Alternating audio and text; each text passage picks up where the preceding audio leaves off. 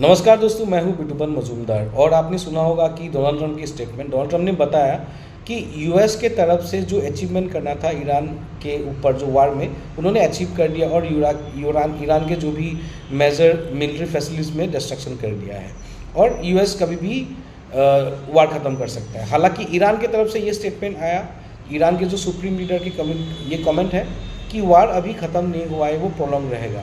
Second, Iran के president का थोड़ा सा कॉन्फ्लिक्टिव स्टेटमेंट है, लेकिन उन्होंने 3 कंडीशन बताया। पहला जो कंडीशन है कि ईरान के जो लेजिटिमेट राइट्स हैं उनको इंटरनेशनल कम्युनिटी को रेस्पेक्ट करना पड़ेगा। मतलब ईरान में जो न्यूक्लियर एनरिचमेंट हो रहा है या होगा, उसको इंटरनेशनल कम्युनिटी को रेस्पेक्ट करना पड़ेगा। मतलब ये एक बड़ा टफ कंडीशन है।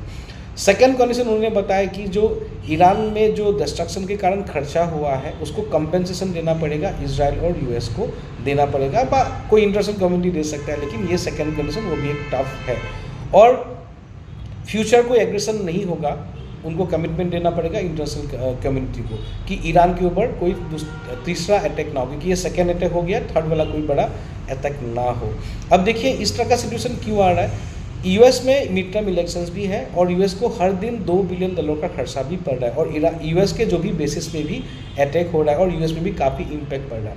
दूसरा जो चीज़ है, यूएस के जो टेक कंपनीज है वहाँ पे भी अटैक हो रहा है और वहाँ का भी थ्रेटनिंग मिल रहा है।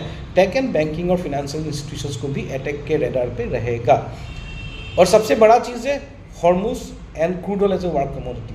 पूरे एशिया में हलचल मचा हुआ है और यूएस में भी गैसोलीन के प्राइसेस भी शार्पली बढ़े हैं और यूएस में जैसे कि मिड टर्म इलेक्शंस है, इन्फ्लेशन इसके कारण पिकअप होने से भी वहाँ पे भी मुश्किलें आ सकते हैं डोनाल्ड ट्रंप को। डोनाल्ड ट्रंप के एडवाइजर ने बोला या उनका सेशन ऐसे न्यूज़ में आया कि अगर डोनाल्ड ट्रंप को ऐसे वार कंटिन्यू करें तो काफ़ी मुश्किल हो सकता है कि यूएस में ये ईरान वाले वार को सपोर्ट नहीं कर रहे हैं।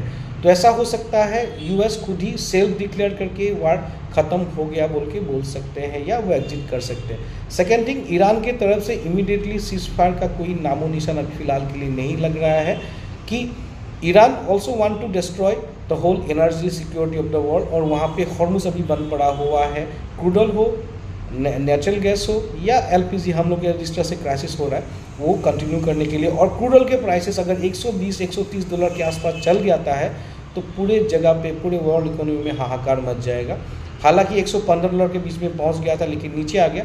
अगर वो ऊपर चला जाता है $120-150 चला जाए, अगर ईरान कंटिन्यू करता रहता है इस तरह का, तो ये पूरे दुनिया के लिए ख़राब होगा और ईरान का जो टारगेट था वही अचीव हो जाएगा।